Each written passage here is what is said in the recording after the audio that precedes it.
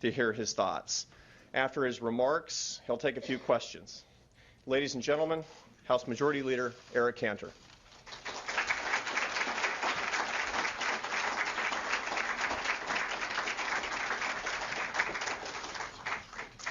Arthur, thank you very much. It is great to be here at AEI because I'll tell you, I am such an admirer, Arthur, of what you do because you have done so much to, I think, put into context what it means to be a conservative and how conservative policies actually help people. And I do think that your insight and commitment in this vein has only begun to reap rewards, and look forward to continuing the fight with you to try and make a better life for all Americans. So thank you very much for hosting us today. You know, in Washington over the past few months, our attention has been on cliffs, it's been on debt ceilings, budgets, deadlines, and negotiations.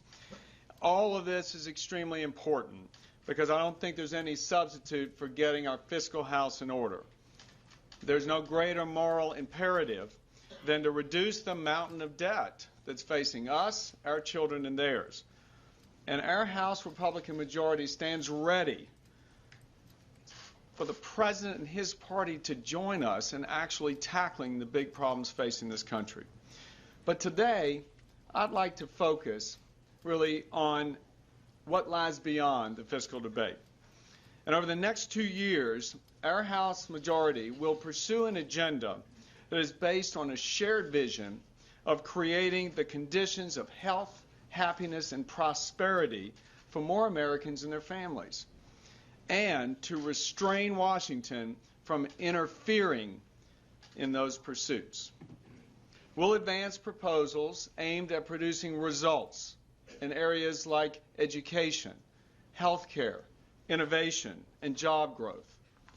Our solutions will be based on the conservative principles of self-reliance, faith in the individual, trust in family, and accountability in government. Our goal is to ensure that every American has a fair shot to earn success and achieve their dreams. It's my hope that I can stand before you 2 years from now and report to you that our side, as well as the President's, found within us the ability to set differences aside in order to provide relief to so many millions of Americans who just want their life to work again. You know, in so many countries throughout history, children were largely consigned to the same station in life as their parents, but not here. Because here we've seen the son of a shoeman become the President of the United States. We've seen a daughter of a poor single mom develop and build a company that turned into her being the owner of a TV network. In America, the grandson of poor immigrants who fled the Tsarist Russia come here, and that grandson became the majority leader of our House of Representatives. That's what this country is about. You know, in Kitty Hawk, North Carolina, 2 bicycle shop mechanics gave mankind the gift of flight. The Wright brothers flew only 22 feet at that time, 18 feet in the air, but they performed a miracle. As a result, only 66 years later, this country put a man on the moon and brought him back. That's who we are. We can do an enormous amount as a people. The Wright brothers' father, Milton, actually inspired his sons by giving them a toy helicopter. He never ever wanted his 2 sons, Orville and Wilbur, to fly together for fear that he'd lose them. And 7 years after the original flight, so in 1910, Milton gave them the permission to fly together. The only time they ever did, and it lasted 6 minutes. Now later that day, Orville took his 82-year father up into the air. It lasted 7 minutes, rising 350 feet at that time, while Milton shouted, "Higher, Orville, higher." And I think it's a great testament to what our country is about. Because in America, we do have higher expectations for our nation, just like Milton had higher expectations for his sons. Since our founding, we believed that we could be the best hope to mankind. That hope led generations of immigrants to risk everything to endure a tough journey to come to our shores. And the driving motivation for the millions of immigrants passing by Lady Liberty in New York Harbor was the generation that came after them. And because of that hope and those high expectations, coupled with the determination to see them through, every generation since has had it better up until now. You know, lately it's become all too common for us to hear parents really fear that their kids are not going to have it better than they. And for all of us parents, that is a scary thought. I mean, let's face it, it's gotten a lot tougher to raise a family in America. And our goal has got to be to eliminate this doubt gripping our nation's families, and to restore their hope and confidence so that they, the parents, can once again see a better tomorrow for their children. You know, together, my wife Diana and I raised our 3 children, Evan, Jenna, and Mikey. And we couldn't be more proud of the young adults that they've become. Our nest is now empty, but I can tell you, I understand, we both do, the pressures that all parents are under and the tough times they're going through. Parents working, saving for college, paying for braces, helping with homework, shuttling from one after-school activity to the next. It's not easy. That's why we worry so much. Where can you afford a home in the best neighborhood so your kids will have the right school? Which health care plan can you afford so you can see your doctors? Will your children actually make it through all those nights of homework and graduate from school, and if so, get into a college? And then are you going to be able to afford it? What about a career? Is that going to be available to them? These are all real-life concerns. This is what keeps parents awake at night, fearful that life is not going to work out the way they hoped. During the last several years, with the stagnant economy, too many mothers and fathers have had to come home, walk into the kitchen, and tell their family they didn't have a job anymore. Now, how's a family like that supposed to save for a rainy day when it just got tough to even make it through the next month? These are the families that should be our focus. They're desperate to have the nightmare over. And the best way to ensure that their hope for the future is restored is by making opportunity a reality for them. And it's going to come if we provide a path forward, give them the tools to take advantage of a growing economy. We need to see business expansion and startups created so that there can be more jobs and opportunity for their kids and for them. Now, just like parents, Washington has got to start showing care for the generations ahead while leaving the parenting to the parents. Now, government policy's got to strike a balance between what is needed to advance the next generation, what we can afford, what is a federal responsibility, and what is necessary to ensure our children are safe, healthy, and able to reach their dreams. Now, opportunity and belief in tomorrow start with an education system that works. In an 1822 letter, Thomas Jefferson wrote, "I look to the diffusion of light in education as the resource to be relied on for ameliorating the condition, promoting the virtue, and advancing the happiness of man." With an eye toward Mr. Jefferson's vision, since 1965, the federal government has poured hundreds of billions of dollars into improving schools, especially in low-income areas. Over $15 billion last year. And frankly, the results have not matched the investment. Joining us here today is Joseph Kelly and his family. Now, Joseph is a heroic dad in my book. And he was worried that the public schools were not helping his son, Ray Sean, who is here on the front row. Ray Sean flunked the first grade. and by the 5th grade, he was 3 years behind on most subjects. The school actually put him into a special education class, and Joseph would try and sit in on the classes in order to help his son, Rayshawn, but was met with hostility by school administrators and even had to obtain a court order so Rayshawn could have a tutor. Violence was so prevalent in Rayshawn's school that there were 8 D.C. police officers patrolling it on a daily basis. Mr. Kelly heard of the D.C. Opportunity Scholarship Program and dedicated himself to making sure that Rayshawn and his 3 sisters could have access to a school that would provide them with a safe environment in which to learn, to give them an opportunity, in fact, that they could see college as an option, an opportunity that Mr. Kelly did not have. Within 2 years at a private school, Rayshawn caught up to his classmates, and he's now a student in college. And his sisters, who are here with us today as well, Dominique, Shakita, and Renetta, are attending the preparatory school of D.C. and are on a similar path to opportunity. Now, I visited this school yesterday, and it is amazing. It is making a real difference in the lives of kids who, without that school, could possibly be lost. And this is what is at stake, because now they have great teachers, terrific administrators, small class sizes, and a mission that said every kid's got to succeed. Now, no one should deny Rayshawn or his sisters this opportunity.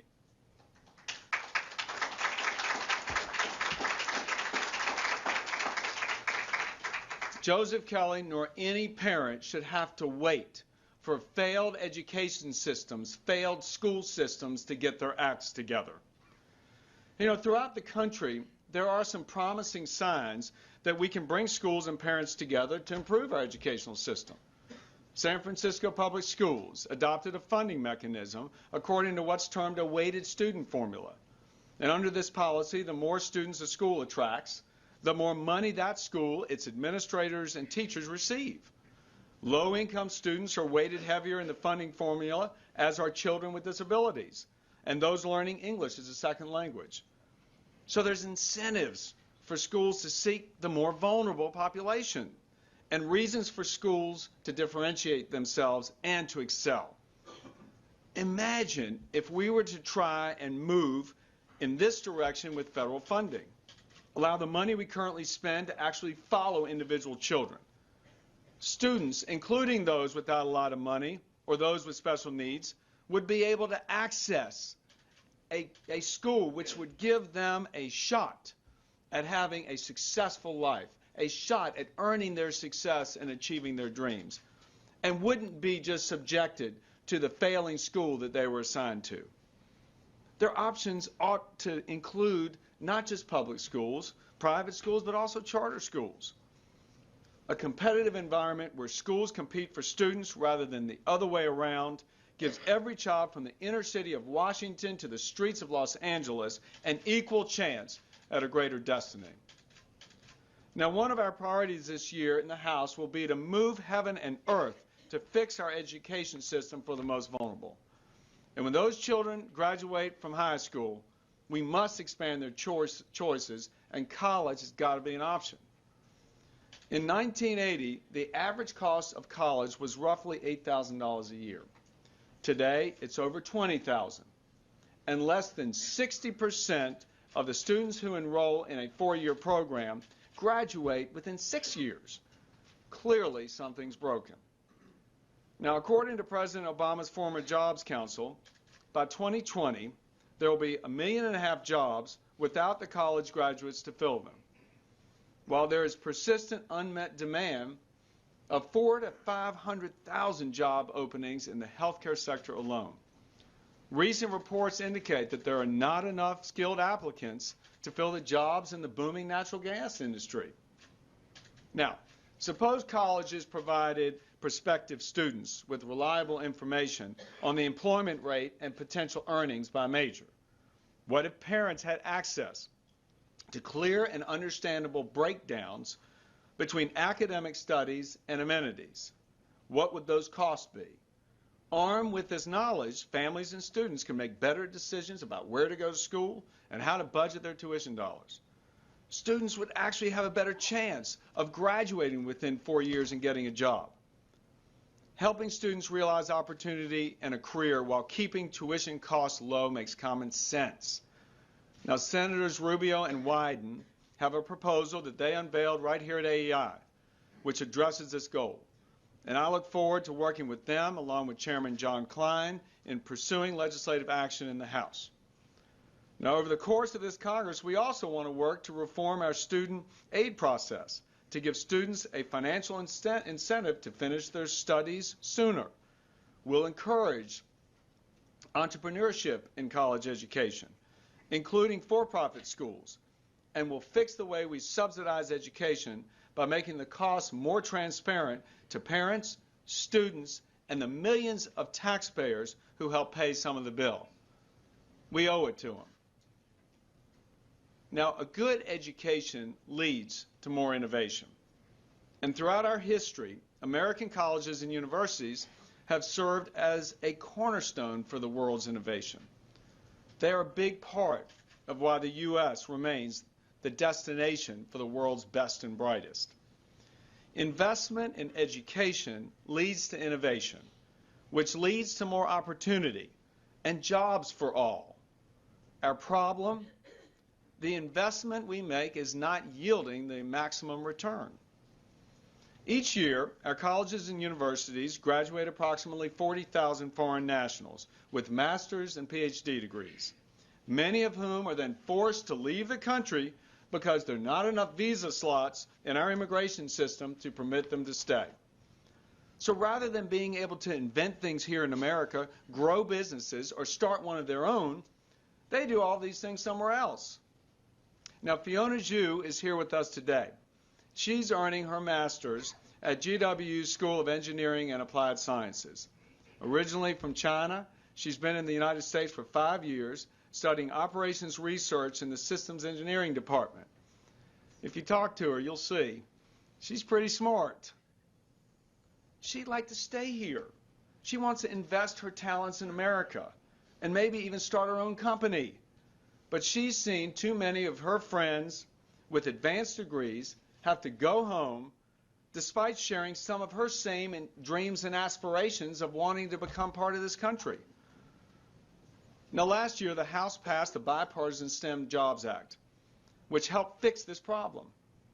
We will act again in this Congress, and we hope the Senate chooses to join us this time. I look forward to Fiona realizing her dreams and our country reaping the rewards of her hard work and talent. Whether it's college or the cost of daycare, making life work for more families means reducing the economic insecurity plaguing so many working moms and dads. Over the last 20 years, the world has changed. It used to be that one can make a career Gentleman also out of knows working that for the just amendment one that he company. offered. And today, the average Earlier worker today, stays House Majority at Leader his or her Eric job for barely 4 years. Median income in 2010 was about the same as it was in 1997. Now, experts correctly point out that this statistic ignores that many working families are getting more benefits like health care from their employer, not just wages. But try explaining that. Try explaining that rising health care costs are depressing take-home pay and saying that it's justified. That's little consolation to the working mom because her grocery bills are still higher. Her kids still have needs that are getting more expensive. The rent is up, and now she's just trying to get by. I think all of us know getting by is not the American dream. As job markets are changing, more skills, training, and education are needed. Federal job training programs ought to make it easier for Americans who are out of work, who are changing their careers to get the skills they need. Yet today, the federal government has a patchwork of over 47 different overlapping programs that are not dynamic or innovative enough to meet the needs of employers or potential employees. We can fix this, and we will if we can muster the bipartisan support to do so. If you're a working parent, you know there's hardly enough time at home to be with kids. Too many parents have to weigh whether they can afford to leave work for even half a day to perhaps attend a field trip or to go to a parents-teacher conference. You see, federal laws dating back to the 1930s make it hard for parents who hold hourly jobs to balance the demands of work and home. An hourly employee cannot convert previous overtime into future comp time or flex time. In 1985, Congress addressed this issue, but only did so for municipal and state employees, because they have now the flexibility to go about earning comp time and flex time, so that perhaps if they work 1 month, they can get off and join their kids on a school activity the next.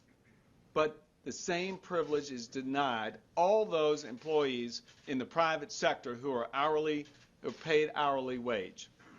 There's a police officer at home in my district, and her name is Vicki. She's working a tough job with long hours while raising her kids.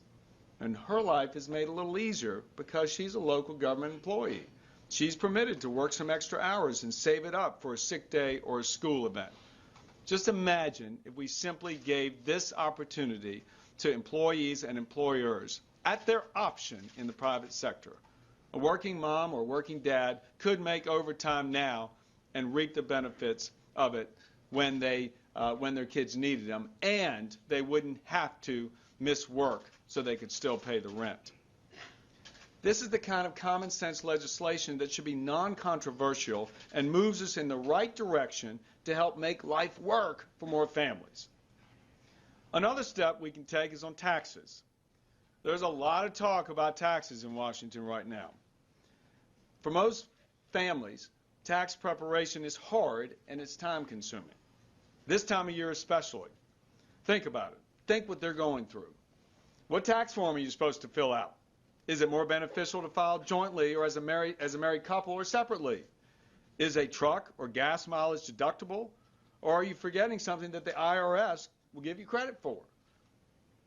In 1935, the Form 1040 was accompanied by a 2-page instruction booklet. Today, taxpayers have got to wade through over 100 total pages of instruction. Just filling out a W-4 at a new job is confusing. You really shouldn't need a worksheet to see how many dependents you have. Chairman Dave Camp and his committee are already underway in their efforts to responsibly rewrite the nation's tax laws. As in education policy, health care, and all else, tax reform should reflect the priority of working families and the future they're trying to shape for their kids. If nothing else, we must stop putting special interests ahead of our working families' interests. Loopholes and gimmicks benefiting those who figured out how to work the system in Washington are no more defensible than the path of wasteful and irresponsible spending we've been on for decades. Working families should come first. Everyone agrees a fairer, simpler tax code would give all of us more time. In our attempt to make the tax code simpler, we must continue to demonstrate support for young parents who invest in having kids and raising a family. Because after all, they are America's most valued investors. In 1997, a Republican Congress created the Child Tax Credit, specifically to help ease the financial burden of families raising children. In 2001, it was expanded. Such a policy helps to limit the size of government and results in fewer Americans looking to the government for support. Now, leading up to April 15th, families will be besieged by concerns over their taxes. But it's health care and the concern for a healthy family that always worries parents most. Most Americans have come to expect the best health care in the world, but there's no doubt that our current system is too complex and too costly. President Obama's health care law resulted in higher premiums and costs for families and has made access to quality health care and innovation tougher. If we want to reverse this trend, we should start by choosing to repeal the new taxes that are increasing the cost of health care and health insurance, like the medical device tax. With us today is Erin Chakosky. Erin has been a clinical nurse for 30 years in Baltimore. She spent the past 10 years coordinating the research on a study to approve a new replacement disc to treat patients suffering from crippling neck and back pain. Over time, Erin discovered that she suffered from the very condition that her work aimed to treat. On her days off, Erin would spend time at her daughter's lacrosse tournaments, barely able to move, and then would have to go home and spend most of her time there with an ice pack on her neck. She went in for surgery and got those new disc replacements. Erin's with us in a cervical collar today, but thankfully she's on the mend. The new medical device tax in Obamacare makes it harder for researchers to develop those innovative devices in the United States, and thus makes it harder for patients like Erin to get the care they need. Obamacare has unnecessarily raised the cost of our health care. Even those who have pre-existing conditions could get the coverage they need without a trillion-dollar government program costing all of us more. And that's only the tip of the iceberg when we talk about health care reform. Many families like mine are dealing with the challenges presented by aging and very sick parents. They rely on Medicare for relief. In 1965, the federal government created Medicare and modeled it after the standard Blue Cross Blue Shield plan at the time. But in the past 50 years, both health care and health insurance have changed dramatically. But the government and Medicare have just not kept pace. And Medicaid is not doing any better. Under the Medicaid system, the rules are set in Washington, but much of the bills are being paid in our state capitals. Collectively, states are spending more on Medicaid than they do on K-12 education. And states don't have the flexibility to innovate in order to lower costs and provide better care. As a result, in many cases, patients have been swallowed up by the system and have become an afterthought. These programs are broken, and many patients are going without proper care. That's not fair to the people and the family who depend on these programs, and we've got to fix them. We can modernize Medicare so that it isn't so complicated for seniors or healthcare providers and make it easier for them to get the care they need in a cost-effective manner. We should begin by ending the arbitrary division between Part A, the hospital program, and Part B, the doctor services. We can create reasonable and predictable levels of out-of-pocket expenses without forcing seniors to rely on Medigap plans. Seniors who choose to receive the health care treatment through a group of doctors and hospitals working together to control costs, they should share in some of the savings through lower Medicare premiums and out-of-pocket costs. This is both cost-effective and good for seniors.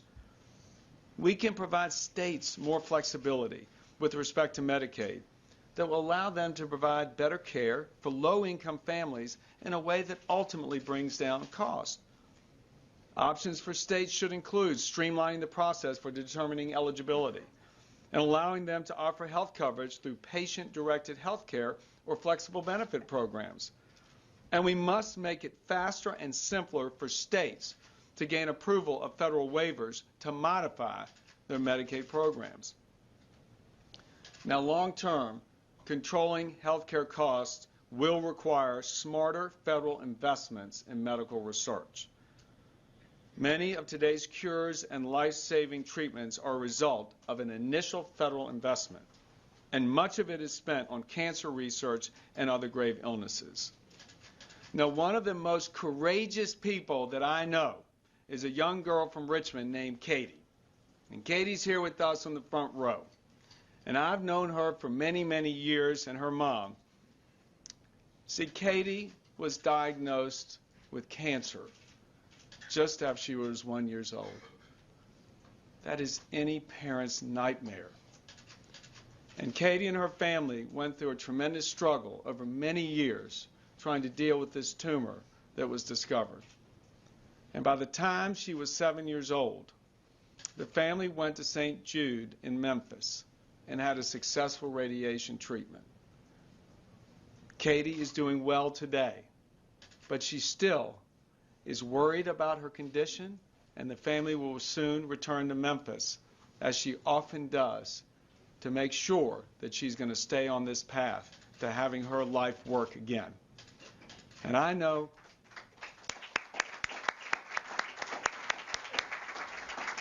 you come up here and you see Katie smile. She has the best, most brightest smile of anybody I know. It's an inspiration. And her mom and Katie and their family are very interested in seeing smarter federal investment in childhood cancer, and for us to continue to play that role that can make life work for families like Katie again. Now, prayers for Katie's recovery do help, but we've also got to pray that the scientists and researchers, that they find cures to the diseases so that our parents and grandparents don't leave us too soon, so that children like Katie are not robbed of a healthy life. And there is an appropriate role and a necessary role for the federal government to ensure funding for basic medical research.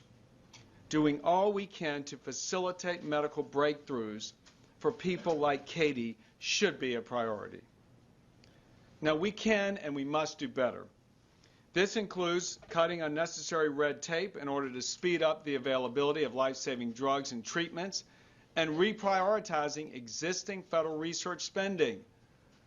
Funds currently spent by the government on social science, including on politics of all things, will be better spent helping find cures to diseases.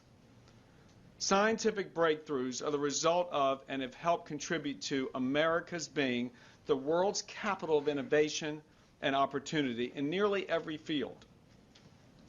For this and many other reasons, people across the globe want to become part of our country. We must never diminish that desire, or worse, become a place that is no longer desirable. It's no secret that there are more than 11 million people here illegally, many of whom have become part of the fabric of our country. They, like us, have families and dreams. While we are a nation that allows anyone to start anew, we are also a nation of laws, and that's what makes tackling the issue of immigration reform so difficult. In looking to solve this problem soon, we've got to balance respect for the rule of law and respect for those waiting to enter this country legally with care for the people and families, most of whom just want to make a better life and contribute to America. A good place to start is with the kids.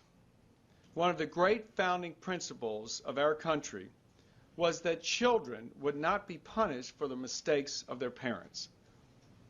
And it is time to provide an opportunity for legal residence and citizenship for those who are brought to this country as children and who know no other home. I'm pleased that many of my colleagues in both chambers of Congress on both sides of the aisle have begun work in good faith to address these issues. And I'm pleased these discussions make border security, employment verification, and creating a workable guest worker program immediate priorities. It's the right thing to do for our families, for our security, and for our economy. Now, there are some who would rather avoid fixing the problem in order to save this as a political issue. I reject this notion, and I call on our President to help lead us towards a bipartisan solution rather than encourage the common political divisions of the past. A sonnet by Emma Lazarus, The New Colossus, was placed at the Statue of Liberty in 1903. Parts of it read, "Here at our sea-washed sunset gates shall stand a mighty woman with a torch. From the beacon hand glows worldwide welcome. I lift my lamp beside the golden door." The message of this sonnet should sound familiar to most of us. The image of the Statue of Liberty, blended with the stories of our immigrant past, serve as a humble reminder of who we are as a country. It's the reason I'm able to stand here before you today. Like so many of the generations living in Eastern Europe at the turn of the last century, my grandparents fled the vicious anti-Semitic pogroms of the czars of Russia to come to America. Widowed at a young age, my grandmother raised her 2 sons in a tiny apartment atop a grocery store that she and my grandfather had opened in downtown Richmond. With little but her faith, thrift, and hope for a better tomorrow, my grandma worked 7 days a week to ensure that my dad and my uncle could realize the promise of this great country. And today, my children and I stand as proof of the possibility to what may have seemed to her then like an impossible dream. To uphold this legacy of those who've come before us, Washington will need to make some choices. And in a divided government, these choices are often tough. We in the House majority remain committed to making those tough choices and stand ready to lead with this president. Higher, Milton Wright once shouted from the air, higher. Making life work for more working people and all who want to work is the best way to a future of higher growth and more opportunity. Thank you very much.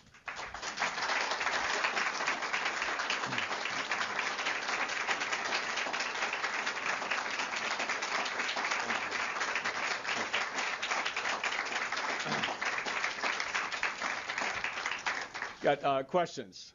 Yes, sir.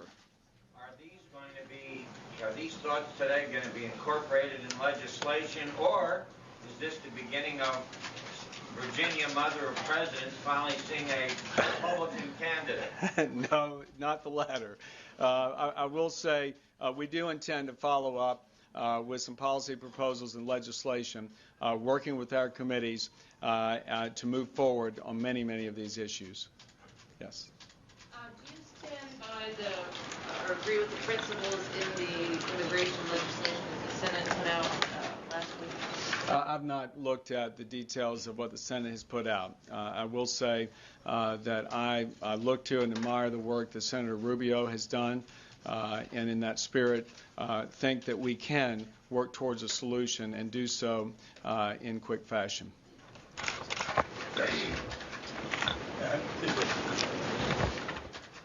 As you stated, today the government is very inefficient and large amounts of money are being wasted. However, in Congress and in newspapers, the focus is on cutting budgets and reducing the spending.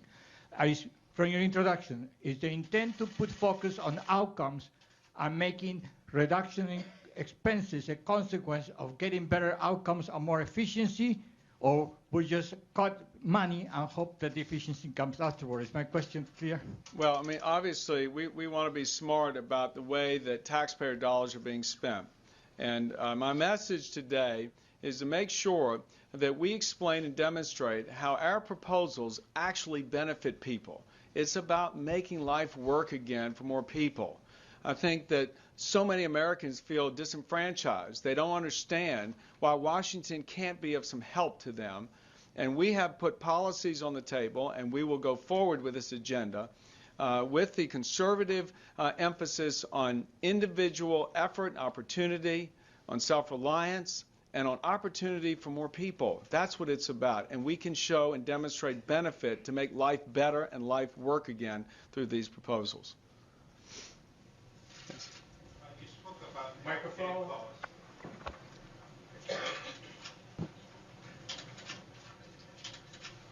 You spoke about healthcare costs, and this, the thing is that this America, we have the most expensive healthcare in the world, and we are about twice the number 2. And is there any scope for America to maybe move to target to be maybe the number 2 in the world rather than number 1 in terms of healthcare costs? Well, certainly, I mean, we all know that the system is too costly and it's too complicated. And our efforts at reform are aimed at trying to reduce those costs to increase access to care. We talked about Aaron Schakowsky and the impact of the latest law, the President's health care law, that will negatively impact, many, many patients because then now that tax is going to be put into place. We've got to increase the ability for a lower cost and smarter and less utilization of our system, and we're going to need to come together to make some difficult choices, as I indicated, when it comes to the Medicare system, the Medicaid system, to affect those outcomes. I would also say for the future, we're never going to get a handle on our health care costs long term unless we go about making sure those investments are made in basic medical research so we can see the treatments and cures that we so desperately need. Yes.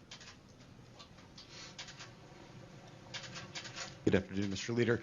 I was taken by your invoking your own family's immigrant past, but also the Washington Opportunity Scholarship Program here. What things do you think the Republicans in the Congress can do to get more young people in the United States to pursue careers in math, science, engineering, the STEM fields that there seem to be so many opportunities? Well, there's obviously a lot of need, and when I spoke about colleges, and for them, we would like to see them provide clear and understandable information to parents when they're trying to make the decision not only to put a lot of money to work for their kids' education, or if they've got to go borrow some money to do that, to make it so that they know what the return will be. That's why it's important for us to know there's a lot of job openings in certain areas, and the colleges are not doing their job in readying our students for the workforce of today. And that's one big thing that we've got to handle, is to demonstrate this is where you're headed, and obviously something's not right if there are that many job openings when we've got unemployment the way they are. Yes. Thank you, Mr. Leader, for being here today. My name is Robert Mahaffey. I'm with the Rural School and Community Trust. I'd like to pick up on the example you gave at the top of your remarks with regard to a weighting system in the San Francisco school system. Yeah. As you know, in Title I, we currently have a number weighting formula in how we distribute resources to high-need populations. We have 12 million kids in rural America, and they don't meet a lot of those thresholds. So consequently, we spend less investing in those young people than we do in urban areas. We don't advocate for a rural versus urban, but what would you do in your plan to meet those needs for rural kids? I think the weighted issue is a little bit different than what you're talking about, and the weighted issue really is about trying to give preference to special needs children, to children in low income, to set the incentives right for schools. And then there'll be an incentive for schools to differentiate themselves and to attract those kind of kids. I mean, right now, if you talk to Joseph Kelly, his kids, and the kids here with us in the front row, they would have been destined to a school that had 8 D.C. police officers there every single day patrolling. If you don't have a safe environment, there's no way that you can expect these young people to have an opportunity to learn. So it really should be that these schools have an incentive to go after and compete for the kids, not the other way around. There shouldn't be any monopoly here. I know there's a lot of controversy around this in terms of teachers' unions and the rest. But at the end of the day, what we're talking about is the lives of these kids. And we've got to save these kids. And the proposals we're going to be about are aimed directly at that, at families like Joseph Kelly's, families in the rural areas that are suffering the same outcome. Yes. We're hearing from many Republican governors and senators and House members about what's most important for the Republicans as they go forward. For the average American trying to figure out where the Republican Party is headed now after the election, who should the public be listening to? Who really speaks for the Republican Party at this point? Look, I would just differ a little bit. The average American is not thinking about and trying to wonder about where the Republican Party is. They're thinking about how to make their life work, which is exactly what we're talking about here today. Joseph Kelly doesn't care where the Republican Party is going. He cares about taking care of his kids. Fiona Joe, she doesn't care about where the Republican Party is. She cares about having the ability to stay in this country to help all Americans, Republican or Democrat or independent, have a better life. I can assure you that Katie Schools and her mom don't care about what Republicans are advocating here. They want to see results. And the point of my talk today is to say that we Republicans in the House are dedicated to those ends. Yeah. Can you say a few more words about what you see as the proper role for the federal government in education? I understand why Democrats and progressives want centralized education programs. Don't Republicans and conservatives see education as a state and local function? Well, you know, I really, as a parent of 3 kids, all of whom went through public schools, and 2 of them in college, 1 in the workforce right now, I can tell you, education starts with parents. They know what's best. Joseph Kelly knows what's best for his parents. And we've got to set up a system where we empower parents to do what's best for their kids. And as you know, the preponderance of education monies by far goes to the schools from the state level. And from the numbers that I am familiar with, the federal government provides maybe $1,000 to $2,000 towards every student in this country, if you're talking about the mix between state and federal. And I'm talking about trying to rearrange or redirect the flow of those funds and allow it to be that the parents and the students are put back in the driver's seat, not some failing school system that will cause the loss of a generation. Thank you all very much.